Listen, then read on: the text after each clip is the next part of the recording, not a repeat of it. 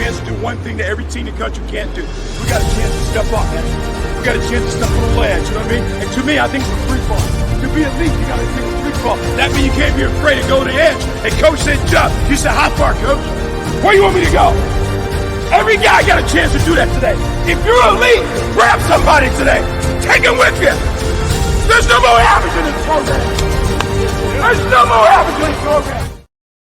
The Big 12 is going to be one of the more exciting conferences this upcoming season, as a lot of new faces create a whole lot of chaos, and I'm excited to talk about that today. I am Colin Bastigal. If you are new here, I would really appreciate it if you did drop a like, so that way this video can get onto other people's pages. And if you want to stick around, subscribe, as I should be having another video within the next 24-ish hours on the Big 10.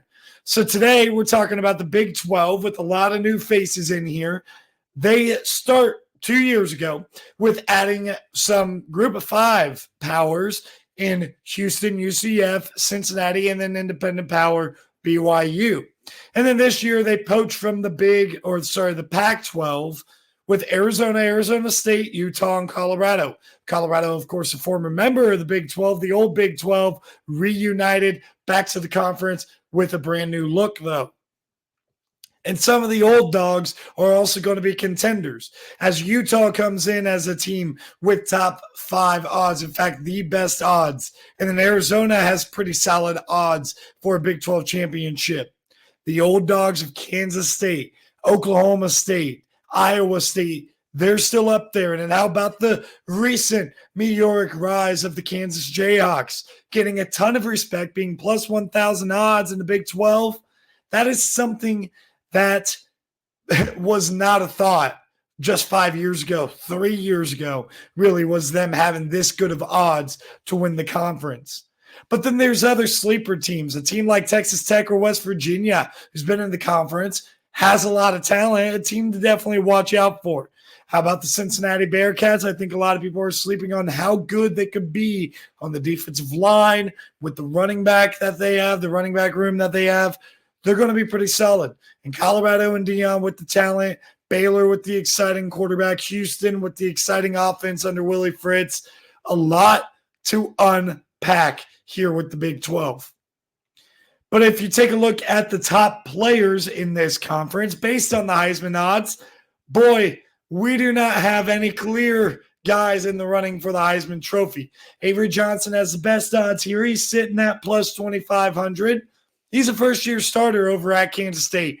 In a similar realm to what Jackson Arnold and Nico Iamaleava is that I talked about in the SEC, this is going to be his first year starting, with him replacing a longtime starter in a longtime program sitter, essentially, like he was in the program for a while. I guess that's a weird way of putting it. But Will Howard, who's moving on to Ohio State, got announced the starter today. But Avery Johnson never had a doubt in his mind on whether or not he would be the starter, despite what Jay Norvell wants to say over there at Colorado State. Kind of goofy over there. Braden Fowler, Nicolosi offered NIL money from K-State in place of Avery Johnson. I like Braden Fowler and Nicolosi, but come on. Jalen Daniels and Cam Rising, though, they're two names that people are going to be more familiar with. Jalen Daniels, if you've been watching Kansas last year, you know him as a guy that's got a ton of up-end talent the last couple of years, but has not been able to stay on the field. And then Cam Rising, kind of a similar issue.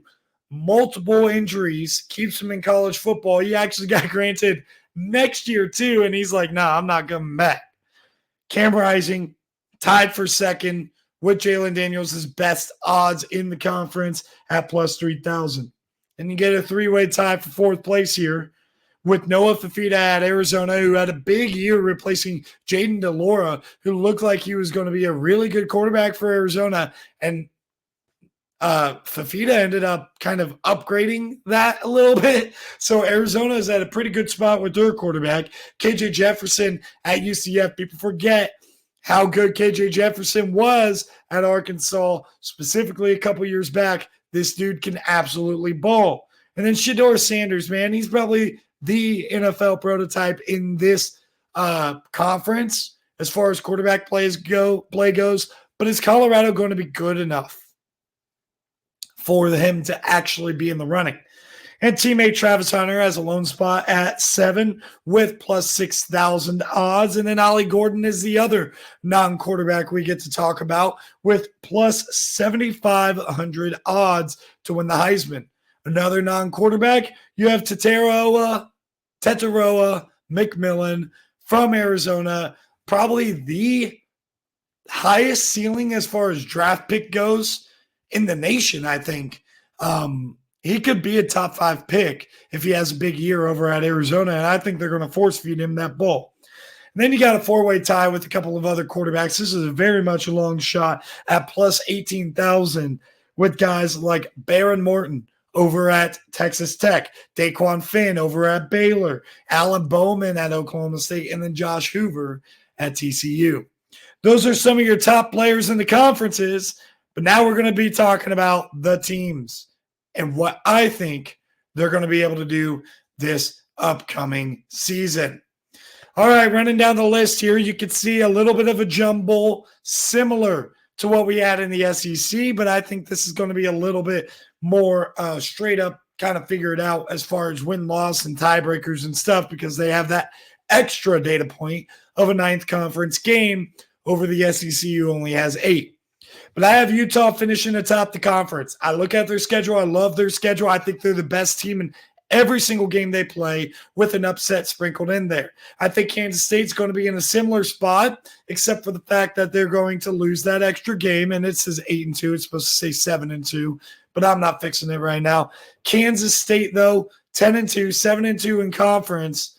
I really like Kansas State to be able to be one of the top 2 teams with what they're going to have on defense, what they're going to have in the running back room, the depth at wide receiver, and the mobility at quarterback.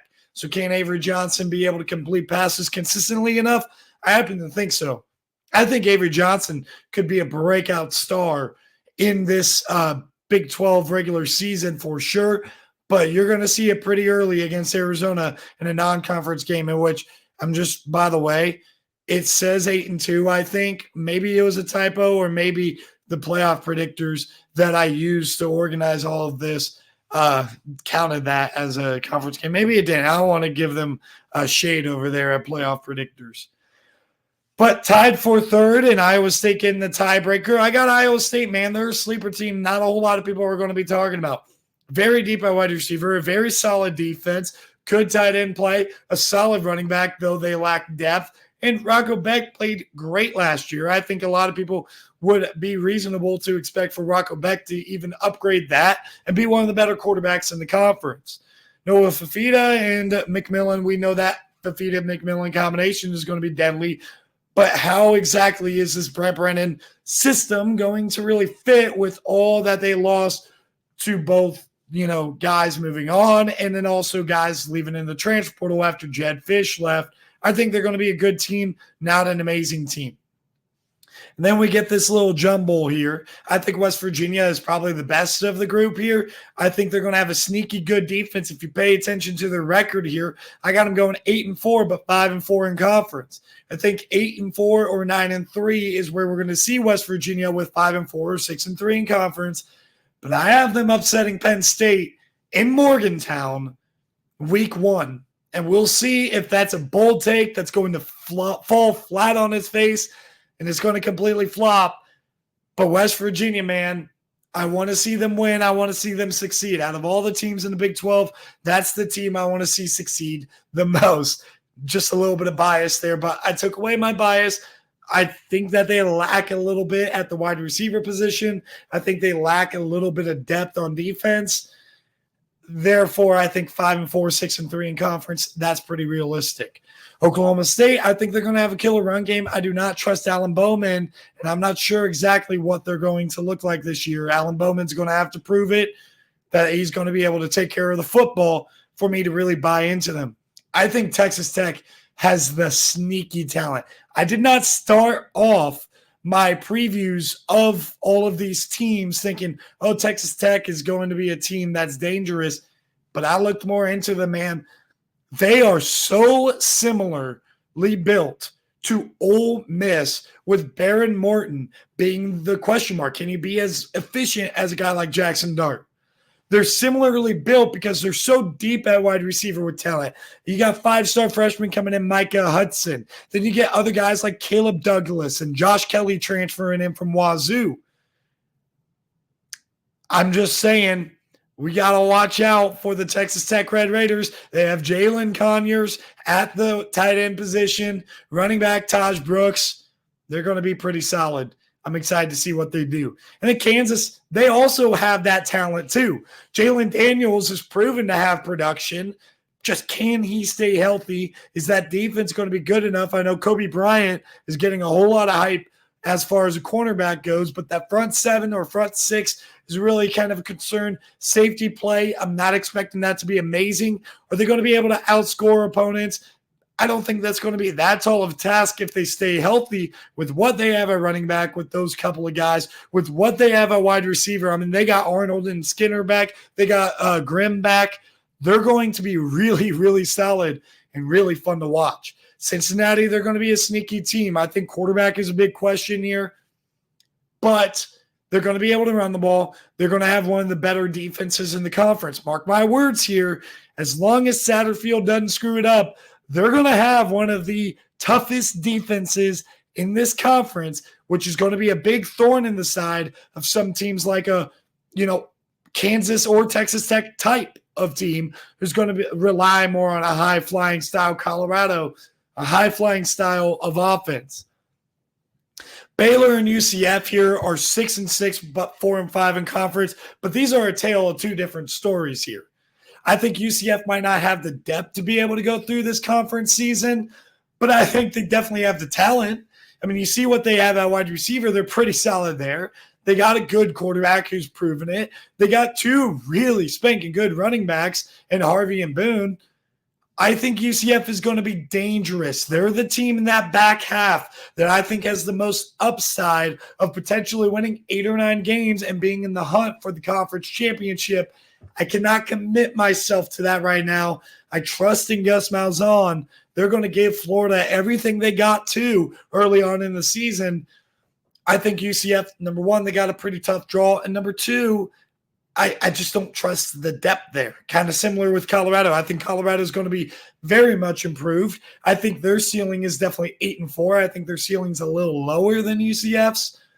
But personally, and look, I am rooting for Colorado, by the way, to impress me because they are fun to me. A lot of people are sick of them. I am not. They're fun. Colorado is a team that I'm going to be watching out for because they did address the offensive line. They're going to be improved. As you can see here, I have them beating a freshman quarterback in Dylan Raiola early on in the season. I'm giving a lot of benefit of the doubt to this conference. Out of conference play, Colorado and West Virginia are 2 examples of that.